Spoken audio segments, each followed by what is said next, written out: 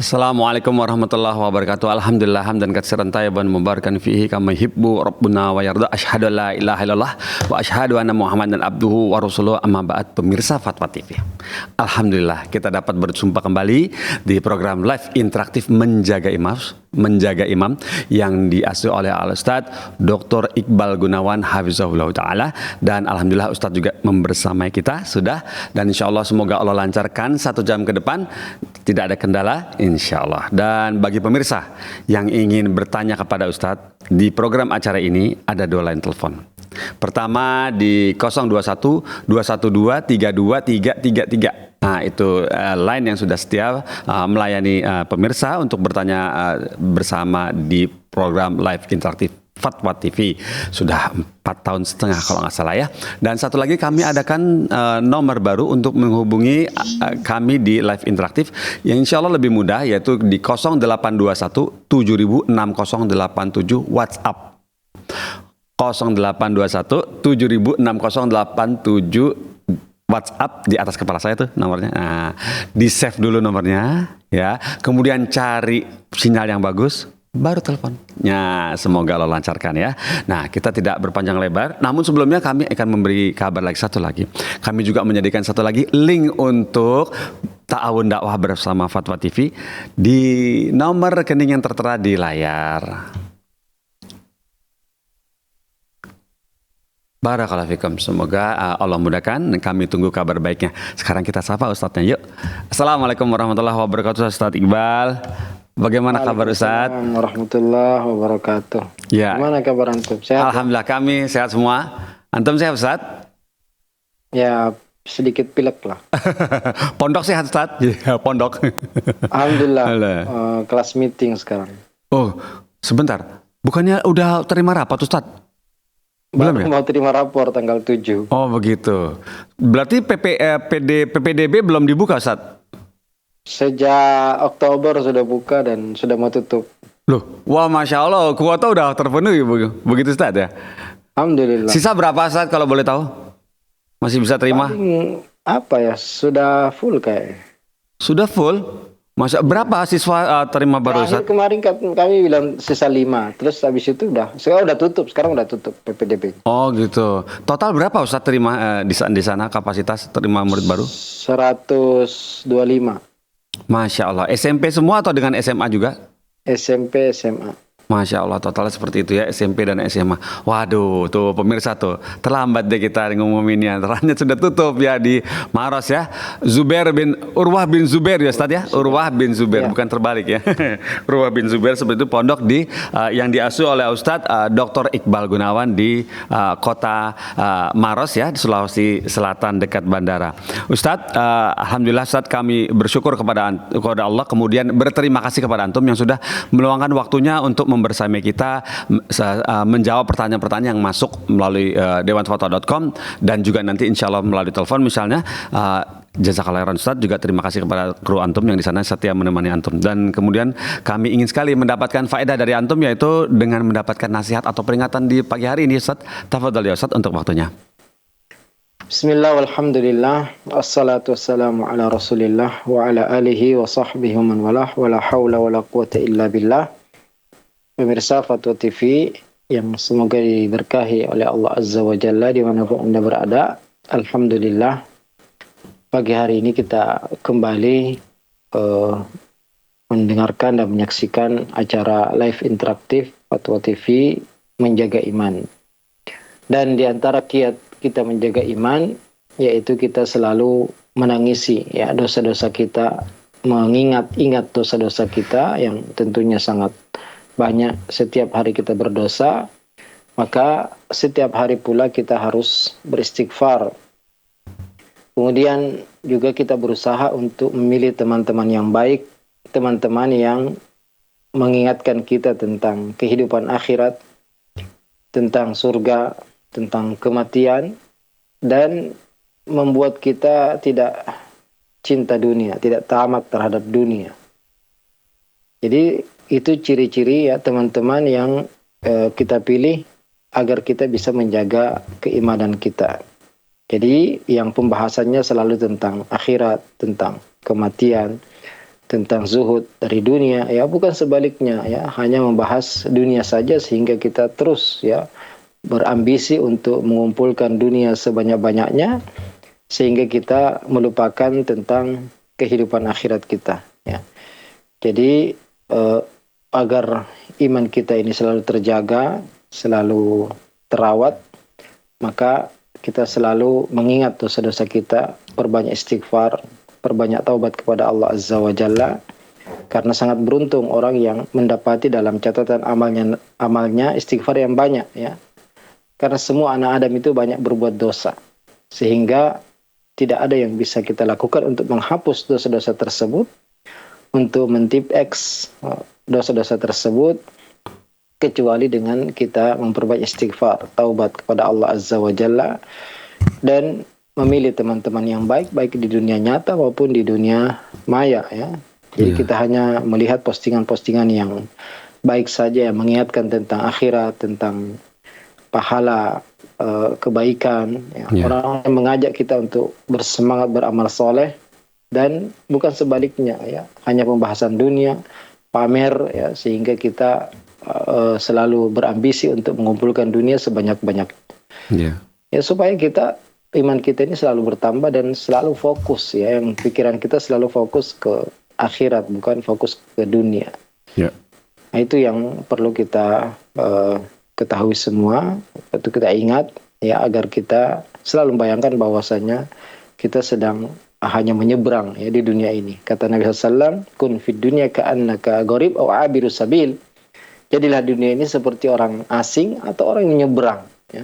Orang yang menyeberang, buat apa dia membangun istana di, ya, jembatan yang tempat dia menyeberang? Kita, ya, memikirkan istana kita di tempat tujuan kita. Kita memikirkan bagaimana bisa membangun istana di surga, ya, membangun rumah di surga. Adapun di dunia ini, ya, yang penting kita berbekal cukup menuju akhirat. Wa tazawwadu fa inna khairaz zadi taqwa. Berbekallah, sungguhnya sebaik-baik bekal adalah ketakwaan, ya. Barakallahu fikum. Mungkin ini nasihat singkat, semoga bermanfaat bagi kita semua. Amin. Barakallahu fiik Ustadz atas nasihatnya Ustadz. Semoga saya, teman-teman, juga pemirsa Fatwa TV bisa mengambil ibrah dari apa yang sudah disampaikan Ustadz Iqbal tadi, ya. Ya, perbanyak istighfar gitu katanya. Kemudian sepertinya kita bisa masuk dari pertanyaan pertama ini Ustadz. Pertanyaan pertama ini datang dari Ibu Pipit di Depok, Jawa Barat. Begini bunyinya. Ibu Pipit bertanya, Assalamualaikum Ustadz, izin bertanya. Pertanyaan seputar akidah yang ingin saya tanyakan kepada Ustadz adalah bagaimana jika saya mendapatkan undangan dari keluarga yang masih kafir, semisal bapak mertua dan ipar. Undangan untuk makan bersama di rumahnya dalam rangka merayakan anaknya yang sudah lulus sekolah. Terima kasih Ustadz. Gitu katanya. Waalaikumsalam warahmatullahi wabarakatuh. Ya, terkait dengan berinteraksi, bermuamalah dengan keluarga kita yang non-muslim, yang belum masuk Islam, maka tidak dilarang kita untuk berbuat baik kepada mereka. Tidak dilarang kita untuk terus menjalin silaturahim. Bahkan kalau kedua orang tua pun non-muslim, maka wajib bagi anak untuk tetap taat selama yang diajak bukan kepada kemaksiatan, apalagi kekufuran. Maka tentunya menghadiri undangan-undangan seperti ini dibolehkan, ya. Kalau dia yang dimaksud non-muslim di sini Yahudi dan Nasrani, maka sembelihannya pun halal untuk dimakan, ya. Apalagi memang dia beli daging di pasar muslim, sehingga ya jelas daging tersebut daging yang halal untuk dimakan. Kalaupun mereka sendiri yang menyembelih, ya, kalau ahlu kitab Yahudi dan Nasara, maka makanannya juga halal. Makanannya maksudnya adalah sembelihannya. Adapun selain sembelihan, maka semuanya, baik itu Yahudi, Nasrani, ya, atau agama-agama yang lain, kalau bukan sembelihan, maka selama itu tidak, bukan dari daging babi, bukan kalau itu sayur-sayuran atau yang bahan-bahan yang halal, semuanya boleh dimakan, ya. Jadi yang dipermasalahkan ini yang terkait dengan sembelihan saja. Yang tidak boleh dimakan adalah sembelihan musyrik, ya. Adapun sembelihan ahlu kitab, yaitu Yahudi dan Nasrani, walaupun mereka musyrik juga, tapi punya hukum khusus, itu halal dimakan sembelihannya. Adapun selain sembelihan, maka ya halal dimakan selama itu memang zatnya adalah zat makanan yang halal dalam agama kita. Jadi boleh kita untuk menghadiri kemudian makan bersama, ya, selama yang dihidangkan adalah makanan yang halal. Barakallahu fikum. Fikum barakallahu Ustaz. Selama yakin bahwa itu makanan halal Ustaz ya. Makanan halal insyaallah Ustaz. Tapi boleh kita bertanya Ustaz, apakah ini boleh kita bertanya nggak Ustaz di tempat tamu kita bisik-bisik gitu. Ini apakah ini halal gitu, nggak apa-apa gitu ya. Boleh Ustaz begitu ya. Untuk amannya. Kita ya lihat aja itu makanan apa ya. Kalau itu umpamanya roti kan biasanya juga yang dihidangkan kan kelihatan, apalagi di negara Islam ya, di negara Islam rata-rata kebanyakan makanan itu halal, dan ya seharusnya mereka juga ketika mengundang udah tahu lah kalau ya dalam agama kita. Tapi nggak masalah kalau kita juga ingin memastikan ini apa zat-zatnya dan lain sebagainya. Iya, taunya udah rendang udah jadi gitu kan, udah rendang daging apa nggak tahu. Ya barakallahu fikum Ustaz atas tipsnya ya untuk kita semua di sini. Dan ini memang bisa banyak terjadi di masyarakat kita yang heterogen seperti ini ya. Barakallahu fikum Ustaz atas nasihatnya. Kemudian ini sudah masuk telepon baru dari Umu Yodi di Pekanbaru, kita coba angkat. Assalamualaikum Fatwa TV. Waalaikumsalam warahmatullahi wabarakatuh. Baik, Umu Yodi, silakan disampaikan pertanyaan kepada Ustadz Iqbal. Ya baik, Assalamualaikum Ustadz. Waalaikumsalam warahmatullahi wabarakatuh. Izin melanjutkan pertanyaan dari member WhatsApp di Rosa Ustadz. Begini Ustadz, kita sudah biasa puasa Daud. Ketika puasa Daud itu sampainya di hari Ahad, kemudian hari Senin kan ada puasa Senin Ustaz. Terus kalau kita ikut juga puasa Senin gimana Ustaz? Gimana hukumnya? Terus satu lagi Ustaz. Pelan-pelan Ibu, pelan-pelan Ibu. Kita nginap. Iya. Pelan-pelan Ibu, pelan-pelan. Iya. Ya. Terus satu lagi Ustaz, kalau kita nginap di hotel, itu kan ada kita sarapan pagi di restorannya Ustaz. Terus misalnya ada makanan yang kita bawa ke kamar, itu gimana hukumnya Ustaz? Makanan apa Bu? Maksudnya dalam pengertian apa Ibu? Saya kayak ada roti, keju, apa yang bisa di ini gitu. Oh, harusnya di tempat tapi Ibu bawa ke kamar. Yang nomor satu Ustadz sudah jelas Ustadz, yang nomor satu pertanyaan Umu Yodi? Yang apa tadi? Coba nomor satu bisa diulang Umu Yodi. Puasa Daud. Udah puasa Daud. Dapat ya puasa Daud ya. Ya, soalnya Ibu tadi cepat sekali Pak. Ya, taib. Itu sudah dua, apalagi ada lagi Ibu? Udah itu aja Pak. Ya, terima kasih Umu Yodi sudah telepon ke Fatwa TV. Jazakallah khairan. Assalamualaikum. Waalaikumsalam warahmatullahi wabarakatuh. Tafadhal Ustaz. Ya, mengenai puasa Daud ini sebenarnya adalah puasa yang sudah paling terbaik ya, artinya paling puncak, karena ketika seorang mampu untuk banyak berpuasa, maka yang paling tinggi adalah puasa Daud ya, karena puasa sunnah maksudnya, puasa sunnah itu yang paling tinggi adalah puasa Daud, yaitu puasa sehari dan berbuka sehari. Ya, adapun kalau hanya mampu Senin Kamis ya, atau hanya mampu 3 kali sebulan, maka ini juga ya cukup ya. Tapi seorang yang sudah puasa Daud masih juga ingin puasa Senin Kamis, dia khawatirkan ya nantinya dia tidak kuat ya. Makanya ketika ada sahabat Abdullah bin Amr bin As yang kuat puasa ya dengan ibadah yang sangat banyak, maka terakhir Rasulullah memberikan solusi untuk puasa sehari dan buka sehari ya. Jadi itu sudah yang terpuncak ya. Dan sebaiknya suatu ibadah itu jika sudah dikerjakan maka dirutinkan ya. Karena amalan yang paling dicintai oleh Allah adalah yang sedikit, yang terus menerus meskipun sedikit ya, yang terus menerus continue meskipun sedikit ya. Jangan sampai kita karena terlalu berlebihan ya, sehingga nanti tidak kuat kita untuk merutinkannya ya. Maka ya kalau memang puasa Daud saja. Jadi nggak usah Seninnya Ahadnya puasa Daud, Seninnya puasa lagi, Selasanya puasa lagi, tapi cukup ya untuk puasa Daud saja, karena itu sudah yang paling tinggi ya. Adapun puasa Senin juga, nanti Kamis juga dan seterusnya, ya itu nanti dikhawatirkan nanti lemah dan tidak bisa untuk merutinkan sepanjang hidupnya. Ya, barakallahu fikum. Kemudian yang kedua dengan yang kedua tadi, yaitu masalah apa Pak Pongki? Masalah sarapan pagi hotel yang harusnya dinikmati di tempat tapi dibawa ke kamar. Itu tergantung kita tanya ya. Mungkin hotel-hotel berbeda-beda ya. Kalau memang kita tanya akadnya boleh untuk dibawa ke kamar sebagian, apalagi terkadang kita ada yang mungkin tidak sarapan karena bisanya apalagi istirahat mungkin sehingga dibawa, itu kita bisa tanyakan kepada petugas ya apakah dibolehkan atau tidak. Kalau memang aturannya tidak boleh sama sekali, ya al-muslimuna ala syurutihim, kaum muslimin itu harus mengikuti syarat yang telah ditentukan ya. Jadi kalau memang ada larangan ya dari pihak hotel untuk membawa ke kamar, maka tentunya kita tidak boleh sembunyi-sembunyi ya bawa ke kamar. Karena kita harus mengikuti apa yang telah disepakati di akad yang kita tanda tangani ketika kita masuk ke hotel tersebut, atau yang memang sudah menjadi ketentuan hotel.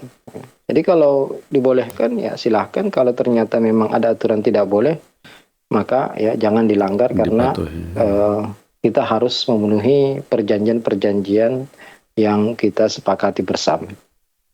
Seperti itu Ustaz, barakallahu fikum. Seperti itu Ummu Yodi, semoga bisa paham ya tadi jawaban Ustaz seperti itu mengenai puasa Daud dan sarapan di kamar di tempat tertentu ya, seperti di penginapan atau hotel.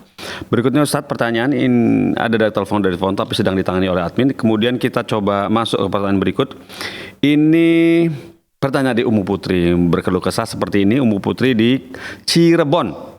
Assalamualaikum Ustaz, izin bertanya. Saya seorang istri sudah mulai hijrah sunnah dan mulai mencintai sunnah, tapi malah suami membenci salaf. Hati istri sering sekali merasa ketakutan dan tidak nyaman dekat dengan suami. Jika ada suami, si istri nggak bisa banyak melakukan ibadah, nggak bisa tenang dalam beribadah. Padahal istri sering berdoa agar suaminya mendapatkan hidayah dan dilembutkan hatinya. Bertahun-tahun kondisi seperti itu. Nah, yang menjadi pertanyaannya, apakah istri berdosa jika meminta cerai? Jazakallah khairan. Ya sebenarnya kalau Anda lihat Pak Pongki ini pertanyaan berlanjut ya. Oh, ada sebelumnya ya, ada perilaku sang suami ya Ustaz ya? Iya, seperti itu. Mau dibaca apa gimana? Sebentar Ustaz. Kami bacakan dulu biar lengkap ya Ustaz ya. Biar lengkap. Sebentar, perlu waktu sedikit ya, beberapa detik insya Allah. Kemudian pertanyaannya seperti ini dari Ummu Putri. Pas Ummu di atas Putri, itu ada nyambung. Baik, Ummu Putri ya. Mila, kemudian Masya Allah. Nomor 2. Baik. Nah, ini yang pertama, Ummu Putri bercerita, bismillah, assalamualaikum Ustadz, Afwan izin bertanya, jika di rumah tangga tidak ada keteraman, apakah itu rumah tangga yang tidak baik? Sering terjadi KDRT beberapa kali. Sikap suami kasar, mudah emosi. Disuruh datang ke majelis ilmu, nggak mau. Suruh baca Al-Quran, malah marah-marah. Lebih suka nongkrong di pos satpam sampai berjam-jam sambil merokok. Diingatkan bahwa rokok itu haram, tapi tetap saja begitu. Kemudian lanjutannya yang tadi, istri sudah mulai hijrah dan mulai mencintai sunnah, malah suami membenci salaf. Hati istri sering sekali merasa ketakutan dan tidak nyaman dekat dengan suami. Jika ada suami, istri tidak bisa banyak melakukan ibadah, gak bisa tenang dalam beribadah, padahal istri sering berdoa agar suami mendapatkan hidayah dan dilembutkan hatinya. Bertahun-tahun kondisi seperti ini Ustadz, apakah istri berdosa jika meminta cerai? Begitu, jazakallahu khairan. Ya, waalaikumsalam warahmatullahi wabarakatuh. Tentunya kita perlu untuk terus introspeksi diri ya. Allah Ta'ala berfirman, wa ma asabakum min musibatin fabima kasabat aydikum wa ya'fu an katsir. Apa saja dari musibah yang menimpa kalian itu disebabkan perbuatan kalian sendiri dan Allah lebih banyak mengampuni. Maka yang harus kita lakukan setiap kita mendapatkan masalah ya, mendapatkan perlakuan yang buruk, maka segera kita mengatakan ini karena dosa-dosa saya. Ya, makanya kata sahabat Ali bin Abi Thalib radhiyallahu taala anhu, la yarjuanna abdun illa rabbahu wa la yakhafanna illa dzambah. Janganlah seorang berharap kecuali kepada Allah dan janganlah takut kecuali kepada dosa-dosanya. Ya, karena dosa ini penyebab kita banyak masalah, ya, baik dalam rumah tangga, kehidupan sehari-hari, dalam bisnis, apa saja, ya. Makanya contoh para salaf dahulu, salafun saleh dahulu, mereka setiap menghadapi masalah apa saja, ya, baik berhubungan dengan pasangannya, dengan anaknya, dengan kendaraannya, mereka selalu mengatakan ini karena dosa-dosa saya. Bahkan sebagian mereka mengatakan meskipun sakit kepala, ya, mereka mengatakan ini karena dosa-dosa saya. Maka yang paling pertama yang harus kita lakukan, ya, jika kita menemukan banyak permasalahan adalah segera mengingat dosa-dosa kita, segera meminta ampun kepada Allah, bertaubat. Apalagi jika kita mungkin punya kedoliman kepada orang lain, segera kita kembalikan. Periksa hubungan kita dengan orang tua kita kalau masih hidup, ya. Periksa salat wajib kita dan hak-hak Allah yang mungkin banyak kita lalaikan, ya. Karena Allah Subhanahu wa taala telah menjamin bahwasanya, ya, man amila shalihan min dzakrin aw untha wa huwa mu'min falanuhyiyannahu hayatan thayyibah. Barang siapa yang beramal soleh baik laki-laki maupun perempuan, maka akan diberikan, sungguh kami akan berikan kepadanya kehidupan yang baik. Ya. Jadi orang beriman, ya, bahkan meskipun pasangannya buruk, dia tetap tenang, ya. Makanya pernah ada seorang suami yang mengancam istrinya akan mencabut kebahagiaan dari dia. Ya, dia mengatakan kamu tidak bisa, karena kebahagiaan itu bukan di tanganmu, ya, tapi di tangan Allah Subhanahu wa taala dan adanya di hati saya. Makanya Syekhul Islam Ibnu Taimiyah rahimahullah ketika di penjara, beliau mengatakan, apa yang bisa dilakukan musuhku kepada aku? Kalau saya di penjara, saya justru berkhalwat untuk beribadah kepada Allah Azza wa Jalla. Kalau saya dikeluarkan dari negeriku, saya menganggap itu, ya, jalan-jalan. Dan karena kebahagiaan itu di hati, maka ini yang perlu kita introspeksi, bagaimana hubungan kita dengan pemilik hati ini. Ya, jadi kalau kita sudah melaksanakan kewajiban kita untuk sholat 5 waktu, menjaga hijab, ya, dan sudah juga menasihati suami kita, tapi dia tetap tidak mendengarkan nasihat, mengikuti, maka tanggung jawab kita sudah lepas, ya. Yang penting kita tetap bertakwa kepada Allah. Ya, tapi kalau sudah sampai berlebihan, ya, sikapnya, kemudian juga tidak mau berubah, apalagi sampai mudarat kepada mungkin kita takutkan keturunan kita, nggak masalah juga, ya. Boleh kita minta cerai kalau usaha kita rasa sudah maksimal, ya. Kita juga sudah berusaha, apalagi kalau disuruh bertahun-tahun, kita sudah berusaha untuk bertaubat, perbaiki hubungan kita dengan Allah dengan banyak istighfar, tapi ya suami juga tidak bisa berubah dan kita khawatir akan, ya, berdampak buruk kepada mungkin anak kita, ya. Maka istikharah, dan, ya, kalau memang kita sudah merasa ini sudah susah untuk berubah, maka boleh seorang minta cerai. Tapi tentu juga seorang itu harus memikirkan juga apakah kehidupannya akan lebih baik ketika cerai. Apakah suaminya, ya, masih menafkahi meskipun seperti itu. Kalau dia nanti cerai, apakah ada yang menafkahinya, atau dia bisa bekerja atau bisa menafkahi dirinya sendiri. Ya, ini juga semuanya, ya, harus dipikirkan dengan matang, ya. Betul, sehingga jangan sampai keadaan bisa semakin buruk. Jadi bersabar di atas banyak kekurangan, ya, mungkin lebih baik daripada lebih parah lagi nanti kondisinya. Terus berdoa, merengek di waktu-waktu mustajab, ya, tentunya, maka bisa dalam sekejap Allah Subhanahu wa taala merubah. Ya, makanya penting untuk kita memilih waktu-waktu mustajab, juga melaksanakan sebab-sebab diterimanya doa. Yang paling penting memakan makanan yang halal, dan juga kita jauh dari perbuatan maksiat. Dan tentunya juga hak-hak suami harus dipenuhi dengan baik. Seorang istri harus betul-betul mengetahui apa saja hak suaminya, sehingga diharapkan suaminya, ya, menaruh belas kasihan kepada istrinya yang sudah maksimal dalam melayani suaminya. Karena bisa jadi sikap itu juga disebabkan, ya, istri mungkin yang terlalu cuek, ya, tidak tidak memberikan hak-hak suaminya, sehingga susah untuk menerima nasihatnya dan juga untuk seperti itu, Ustaz, ya. Sudah demikian, maka, ya, sudah mau kita juga apalagi sampai bertahun-tahun, gantikan yang lebih baik, karena cerai tidak haram juga dalam Islam. Itu salah satu pintu ya ketika seorang sudah merasa bahwasanya susah untuk berdamai, dan semoga Allah Subhanahu wa taala memberikan masing-masing pasangan yang lebih baik. Insya Allah. Seperti itu Ustadz ya. Jadi harus dipertimbangkan ya Ustadz ya. Jadi sebelum nanti begitu selesai. Dan banyak Ustadz ketika pertanyaan masuk itu betapa pada ibu wanita itu mengeluh tidak diberikan nafkah setelah cerai itu anak-anaknya bersama perempuan itu. Kasihan sekali begitu, barakallahu fikum. Terlebih suaminya yang seperti itu kondisinya. Dan ini sepertinya ada telepon masuk bukan? Oke, taib. Kita coba jawab teleponnya masuk. Assalamualaikum Fatwa TV. Dari Umudini, betul ya? Taib, kita nantikan sesaat, sedang ditangani.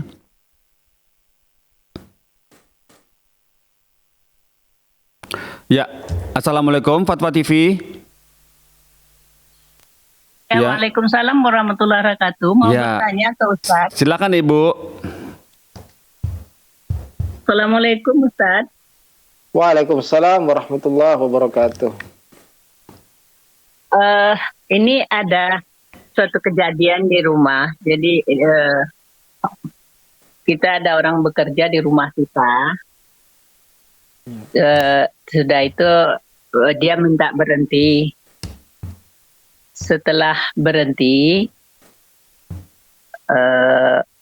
berceritalah salah satu menantu atau teman kita bahwa dia pernah membicarakan kita ke dia,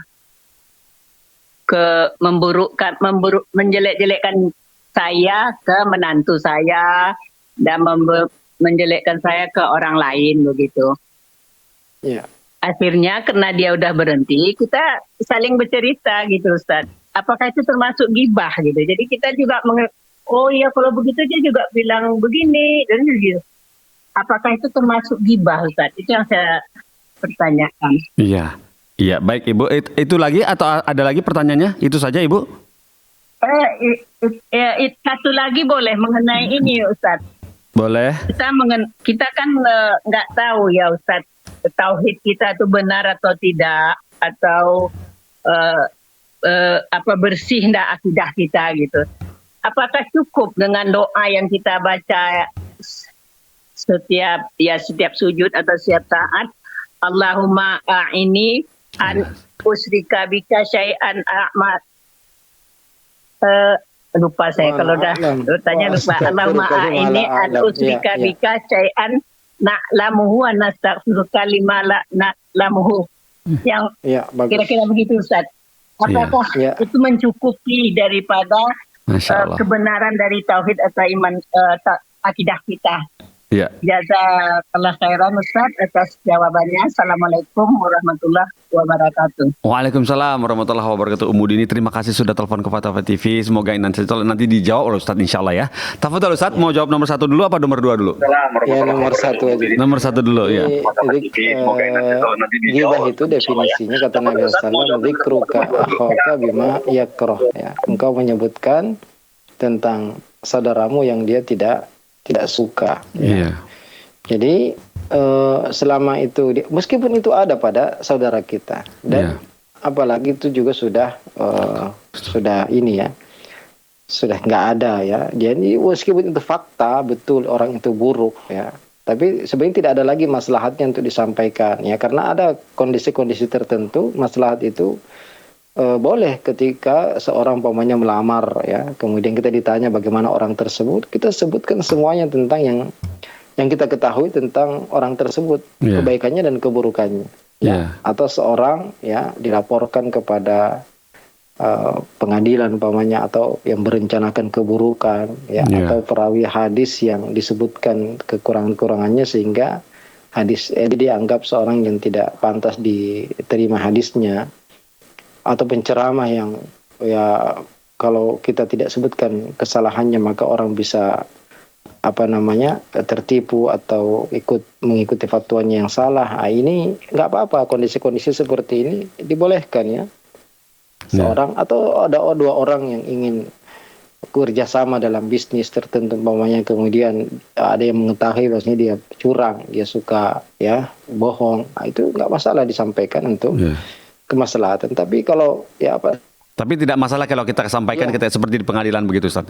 Begitu kata antum. Ya, jadi kalau udah nggak ada lagi ya, nggak ada, udah juga nggak bekerja lagi, nggak perlu lagi diungkit-ungkit. Iya, Kecuali betul, mungkin kalau dia mau balik lagi nanti kerja, ya, dia punya track record demikian, maka nggak masalah, nggak usah terima karena dulu dia sering fitnah, nah, itu kan penting. Tapi kalau udah ini nggak perlu lagi dibahas, ya, udah selesai karena tidak ada maslahatnya juga. Ya, baik. Kemudian tadi yang kedua, tauhid apakah sudah benar? Tahu, ya, doa. Tidak ada yang menjamin ya bahwasanya akidah kita ini semua lurus, bersih, ya. Makanya kita wajib untuk terus belajar akidah, belajar tauhid, belajar tentang kesyirikan, contoh-contoh kesyirikan, bentuk-bentuk kesyirikan, sehingga kita bisa menghindari ya pintu-pintu kesyirikan, sebab-sebab seorang terjatuh kepada kesyirikan. Kemudian juga doa yang diajarkan sangat-sangat ya bagus sekali untuk kita ulang-ulang terus, karena kita tidak mengetahui, bisa jadi kita masih ada ya kesyirikan riya yang kita tidak sadari. Makanya doa tadi, Allahumma inni a'udzubika an usyrika bika syai'an a'lamuhu wa astaghfiruka lima la a'lamu, ini sangat bagus sekali untuk selalu kita ulang-ulang. Tapi ya tidak cukup berdoa saja ya, tapi kita terus belajar ya. Belajar terutama berkaitan dengan akidah, rukun iman ya, kemudian lawan dari tauhid ya, kesyirikan, bid'ah dan perusak-perusak keimanan, sehingga kita bisa menjaga iman kita. Di samping memperbanyak doa kepada Allah terus-menerus agar kita tidak terjatuh kepada kesyirikan. Barakallahu fikum. Fikum barakallahu Ustaz. Seperti itu Ustaz ya. Ibu yang bertanya, Ibu Umudini tadi, semoga bisa paham ya Bu ya. Terus tetap belajar Ibu, itu nasihat dari Ustaz Iqbal untuk tetap belajar tauhid ya Bu ya. Begitu, tidak cukup hanya dengan doa, terus belajar. Barakallahu fikum Ustaz atas jawabannya, semoga mencerahkan Ibu Umudini tadi.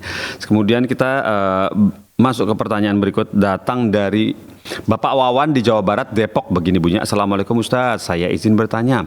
Nomor satu aja tuh ya. Dulu saya pernah berselisih di jalanan dengan orang lain saat berkendara, dan saya sempat mendorongnya. Bagaimana caranya saya bertobat ya Ustadz? Sedangkan saya tidak tahu lagi orangnya, wajahnya seperti apa, juga saya sudah lupa. Bagaimana caranya saya harus meminta maaf kepada yang bersangkutan dan bertobat supaya di hari kiamat tidak ada lagi sangkutannya antara saya dengan yang bersangkutan? Syukran jazakallahu khairan. Ya, waalaikumsalam warahmatullahi wabarakatuh. Ya, ini pentingnya kita untuk sangat berhati-hati ya, jika itu berkaitan dengan hak manusia, menzalimi orang lain. Ya, karena kata sebagian ulama salaf dahulu, engkau berjumpa dengan Allah membawa 70 dosa, antara engkau dengan Allah lebih ringan daripada engkau membawa satu dosa antara engkau dengan makhluk. Ya, karena itu tidak akan diampuni kecuali makhluknya sudah ridha, ya, sudah memaafkan. Dan dalam kondisi seperti ini, maka tentunya tidak ada yang bisa kita lakukan kecuali berdoa kepada Allah agar orang tersebut diampuni dosa oleh Allah ya. Kalau perlu ya, kita mungkin kalau kita merasa benar-benar menzalimi dia, mungkin kita bersedekah dengan niat pahala untuk orang tersebut meskipun kita nggak namanya ya. Iya. Jadi ini yang bisa kita lakukan ya, yaitu kita berdoa kepada Allah agar dosa orang tersebut diampuni ya, diberi kebaikan, keberkahan hidup ya, diluruskan. Ini kita doakan di belakangnya ya, orang tersebut tidak harus kita sebut namanya. Ya, kita doakan kebaikan untuknya ya. Sampai kita juga tentu berdoa untuk diri kita sendiri ya, tapi kita juga sisipkan untuk dia. Dan kalau ingin ditambah dengan kita umpamanya bersedekah dengan niat pahalanya untuk orang tersebut juga ya tidak masalah ya, boleh ya. Tapi ya kalau kita tidak mampu atau kurang, maka cukup tadi insya Allah ya kita berdoa kepada Allah agar dosa orang tersebut diampuni ya, karena ya di antara balasan kezaliman itu nanti pada hari kiamat ya, kalau pahala kita sudah habis, nggak cukup untuk diberikan kepada orang yang kita zalimi, maka dosanya yang akan ditimpakan kepada kita. Ini sangat berbahaya ya kondisi seperti ini, tapi ya mungkin waktu itu ya kita belum tahu atau lupa atau dan sebagainya, atau digoda syaitan ya, terkalahkan oleh hawa nafsu, maka yang bisa kita lakukan apa yang saya sebutkan tadi, yaitu kita doakan orang tersebut diampuni dosanya, diberkahi hidupnya, dan juga kita bisa melakukan sesuatu yang kita niatkan pahalanya untuk orang tersebut. Kalau memang kita khawatir ya, jangan-jangan kita telah menzalimi dia dan kita tidak tahu lagi ya, mencarinya di mana, maka tidak ada yang bisa lakukan kecuali hal tadi. Ya. Barakallahu fikum. Fikum barakallahu, seperti itu Ustaz ya. Mendoakan orang yang bersangkutan itu ya Ustaz ya, seperti itu ya. Allah lebih tahu kepada siapa yang ditujukan doanya, begitu Ustaz ya. Barakallahu fikum Ustaz. Alhamdulillah. Dan kita juga ya kalau benar-benar ikhlas ya, Allah lebih tahu tentang hati kita. Kita sudah berusaha dan Allah tidak membuangkan seorang di luar kemampuannya. Ya. Kita udah lupa juga wajahnya ya. Maka insya Allah ya Allah lebih tahu tentang kejujuran kita untuk ingin minta maaf. Ya begitu. Allah lebih tahu hati kita nih, kejujuran untuk meminta maaf dan mendoakan orang tersebut. Dan ini sudah masuk telepon lagi. Coba kita sapa sekarang, teleponnya masuk. Assalamualaikum Fatwa TV. Wabarakatuh. Ya, waalaikumsalam warahmatullahi wabarakatuh. Ibu Yanti di Sumatera Barat, betul? Iya Pak. Silakan disampaikan pertanyaannya kepada Ustadz Iqbal. Ya, Assalamualaikum Ustadz. Ya, disampaikan silakan Ibu. Mau bertanya Ustadz, mana yang lebih afdol, sholat witir 3 rakaat 1 kali salam atau yang 3 rakaat 2 kali salam Ustadz? Jazakallah khair. Assalamualaikum warahmatullahi wabarakatuh. Oh ya, baik. Kecil banget. Oke, suaranya seperti ini. Mana lebih afdol, sholat witir yang 3 rakaat 1 kali salam atau 3 rakaat 2 kali salam? Begitu pertanyaannya Ustadz dari Ibu Yanti di Sumatera Barat. Ya, yang afdol itu adalah yang kita lakukan kadang ini kadang itu ya, karena gitu. Iya, sesuatu yang pernah dikerjakan oleh Rasulullah dengan beberapa versi variasi seperti doa iftitah ya, maka sunnahnya juga kita mengganti-ganti ya, doa sujud ya, doa ruku, bukan hanya satu versi saja, supaya orang tahu bahwasanya ada versi lain. Karena kalau kita terlalu rutin dengan satu versi, ketika kita mengganti ya cara lain, orang kemudian menganggap ini salah. Maka memang sunnahnya itu kalau memang semua tertera dalam hadis yang sahih, ya pernah Rasulullah dua salam, 3 rakaat 2 kali salam, ya pernah juga 1 salam. Maka terkadang kita lakukan demikian, terkadang yang lainnya ya. Jadi terkadang kita 3 rakaat itu salam 2 kali, terkadang hanya 1 kali, agar ya kita menjalankan semua sunnah yang dikerjakan oleh Rasulullah Sallallahu Alaihi Wasallam. Ya. Begitu ya Ustaz. Baiklah, Ibu Yanti menyaksikan acara ini tentunya ya, insya Allah. Divariasi ya. Divariasi aja ya. Kadang itu. Iya, divariasi agar bisa melestarikan sunnah gitu Ustaz. Jadi bisa melestarikan Jangan sunnah. hanya satu saja sehingga orang tidak tahu bahwasanya ini juga dibolehkan. Iya. Jadi boleh 3 rakaat itu 1 kali salam, boleh 3 rakaat itu 2-1 begitu ya, 2 kali salam. Barakallahu fikum. Terima kasih pertanyaannya Ibu Yanti. Jadi membuat kita semua pemirsa lain juga bisa paham ya, melestarikan sunnah. Dan ini sudah masuk lagi telepon dari Ibu Misreni di Lampung. Coba kita sapa sekarang. Assalamualaikum Fatwa TV. Halo, assalamualaikum Fatwa TV. Ya, kita nantikan sesaat. Assalamualaikum Fatwa TV. Ya, Ibu Misreni. Halo. Halo, assalamualaikum warahmatullahi wabarakatuh. Ya Ibu, kami sudah dengar suara Ibu. Suaranya lebih lantang ya Bu ya. Silakan disapa Ustadznya. Assalamualaikum Ustaz. Waalaikumsalam warahmatullahi wabarakatuh. Begini Ustaz ya, saya dulu kan suaranya belum kecil balik sekali. itu saya ya Ustaz ya. Ibu Mursal nih, bisa diulang pertanyaannya, ulang lagi Bu, ulang lagi, lebih keras suaranya ya. Cari sinyal yang bagus. Oh ya. Dulu saya kan saya pernah beli sama tetangga saya gitu Ustaz. waktu sebelum balik. Halo. Nah, Ya, tapi saya kan ingat itu Ustaz ya, saya udah ingat itu. Kalau nggak salah itu saya kelas 2 SD. Ya. Iya. Nah itu kan tetangga saya itu kan ada ayam yang bertelur gitu ya di kebun saya. Terus saya ambil Ustaz ya, saya ambil keluarga sama ayam itu. Dan saya nggak bilang, terus tetangga saya itu saya belum sempat minta maaf, sekarang udah meninggal gitu ya. Terus gimana itu ya Ustaz saya ya, Mas? Oh iya. Assalamualaikum warahmatullahi wabarakatuh. Waalaikumsalam warahmatullahi. Bisa diperjelas admin teman dulu pernah menzolimi tetangganya sewaktu masih kecil Iya. kepada binatang yang dipelihara binatang yang dipelihara tetangganya. Sekarang orang tersebut sudah meninggal. Saya belum sempat meminta maaf begitu. Kelas 2 SD ya? Saya lakukan ketika sebelum balik. Iya, ketika sebelum balik. Apa yang dilakukan? Ayamnya diapain? Ayam tersambung, Mbak. Silakan. Ibu Mesreni, ayamnya diapakan Ibu? Ayamnya itu yang dipotong gitu. Dipotong? Oh gitu. Iya. Makan ya, disembelih. Dimakan, disembelih, iya.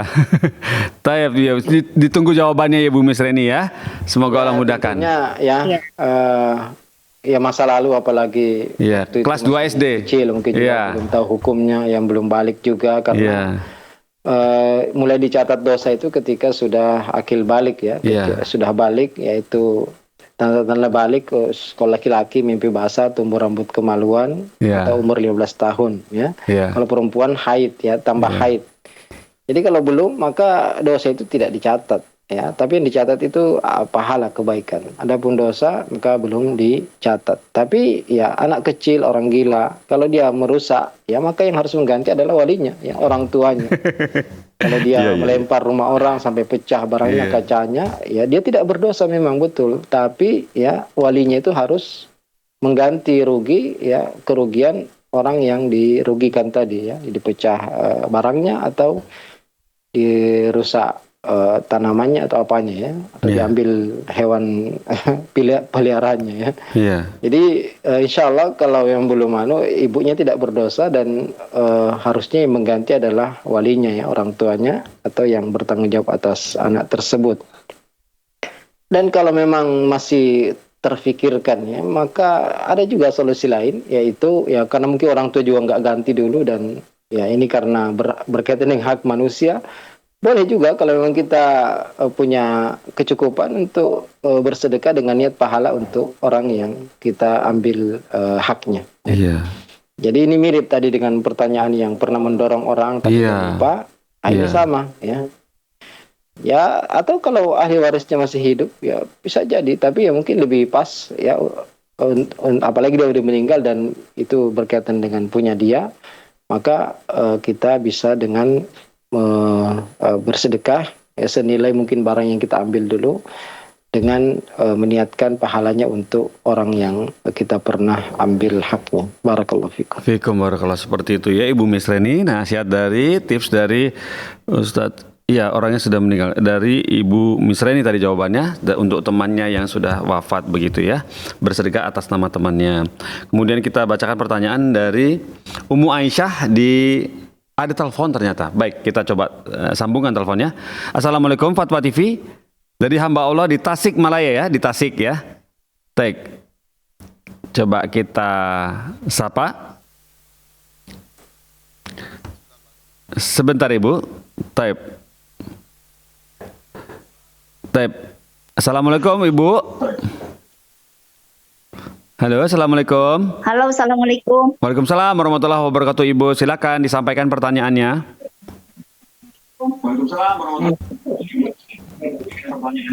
Ya, Ustadz, saya mau bertanya. Ya, silakan. Begini Ustadz, saya ditinggal adik mati. Tapi selama sakitnya tidak bisa mengerjakan sholat dan puasa. Bagaimana itu hutang orang meninggal dibayarnya sama keluarganya, atau harus dibayar pijah, atau bagaimana? Minta penjelasannya. Baik, itu saja Ibu. Baik, insya Allah nanti dijawab oleh Ustadz Iqbal ya. Terima kasih sudah telepon ke Fatwa TV. Ya. Silakan Ustadz. Jadi kalau sholat Bu itu bisa dikerjakan Terima dalam kasih atas kondisi penjelasannya. Ya. Ya, Bu. Ya, jadi sholat itu gugur ketika seorang sudah tidak sadar ya atau sudah meninggal. Adapun selama dia masih sadar ya maka dia wajib mengerjakan salat dalam sesuai kondisi yang bisa dia lakukan meskipun hanya dengan isyarat ya. Kalau tidak bisa berwudu bisa dengan tayamum ya. Dan dalam kondisi apapun ya. Jadi bisa dengan isyarat. Jadi selama sakit parah itu tetap seorang bisa melaksanakan salatnya, juga bisa dijamak kalau dia susah untuk mengerjakan. Tapi Allahu alam kita tidak tahu apakah yang sakit itu tidak mengetahui. Ya mungkin yang dia tahu hanya boleh duduk ya, adapun berbaring memberi isyarat itu tidak termasuk. Ya Allahu alam mungkin dia punya udzur. Nah, kalau puasa kalau memang dia sakit maka tidak wajib dia untuk berpuasa. Kapan wajib dia? Kalau dia sembuh dia menggantinya. Tapi kalau dia meninggal ya sakit meninggal ya tidak sempat mengganti puasanya maka tidak wajib keluarganya untuk mengganti puasa yang ditinggalkan ketika sakit karena memang tidak ada kesempatan dia untuk menggantinya karena dia sakit ya sampai meninggal. Barakallahu fikum. Fikum barakallahu, seperti itu Ustaz ya. Salat juga tidak bisa diganti. Tapi kalau kita ingin berbuat baik kepada keluarga kita bisa dengan bersedekah atas nama dia dengan niat pahala untuk dia, bisa umroh, haji, meniatkan pahala untuk yang keluarga kita yang meninggal. Masya Allah, seperti itu ya, bisa umroh haji untuk menghadiahkan pahalanya. Barakallahu fikum Ustaz. Dan yang paling penting juga berdoa. Ini yang paling ringan dan mudah ya. Kita doakan semoga Allah mengampuni dosanya, meluaskan kuburannya, menempatkannya di surga. Ini yang kalau kita ingin berbuat baik kepada keluarga kita yang sudah meninggal ya, kalau sedekah mungkin butuh dana ya, apalagi haji umroh. Tapi berdoa kapan saja di mana saja kita bisa lakukan dan dalam hadis yang sahih ya, nanti orang tua heran dari mana pahala saya sebanyak ini, kenapa derajat saya tinggi di surga ya. Dikatakan kepada orang tersebut, ini karena istighfarnya anakmu kepadamu. Jadi doa itu sangat bermanfaat ya untuk siapa saja ya, baik yang hidup ataupun yang sudah meninggal. Seperti itu ya Ustaz. Barakallahu fikum Ustaz. Jadi berdoa saya senjatanya ya Ustaz ya. Yang dirutinkan berdoa untuk orang tua yang sudah wafat ya, perbanyak doa ya. Kepada siapa saja dari kaum muslimin muslimat, apalagi keluarga dekat kita yang sudah meninggal, orang tua mereka sangat membutuhkan doa tadi. Iya. Begitu Ustaz ya.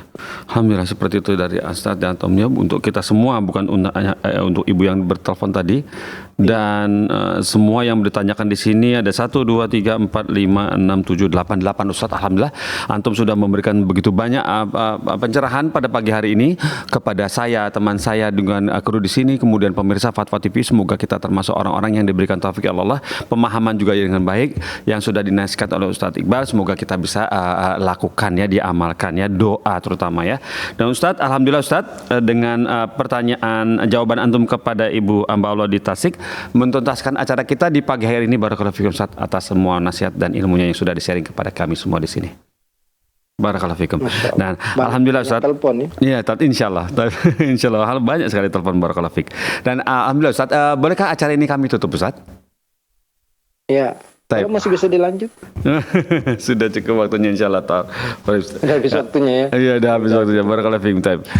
Pemirsa Fatwa TV, hari ini atau pagi ini sudah tuntas. Seru sekali hari ini pertanyaan jawab dengan Ustadz Iqbal, tanya jawab dengan ilmu ya dari Ustadz Iqbal. Insyaallah semoga bermanfaat bagi kita, dan kita masih mengundang sekali lagi untuk pemirsa yang ingin ta'awun dakwah bersama Fatwa TV ya, di nomor rekening yang sudah ada tertera di layar. Taib, barakallahu fikum. Semoga bisa ditindaklanjuti. Kami tunggu kabar baiknya. Alhamdulillah. Sekarang saatnya kita tutup acara ini. Semoga Allah pertemukan kita kembali di pekan depan, hari yang sama, jam yang sama, ustadz yang sama, insya Allah. Kita tutup dengan kafaratul majlis. Subhanakallahumma wa bihamdik, asyhadu an la ilaha illa anta, astaghfiruka wa atubu ilaika. Wassalamualaikum warahmatullahi wabarakatuh. Waalaikumsalam warahmatullahi wabarakatuh.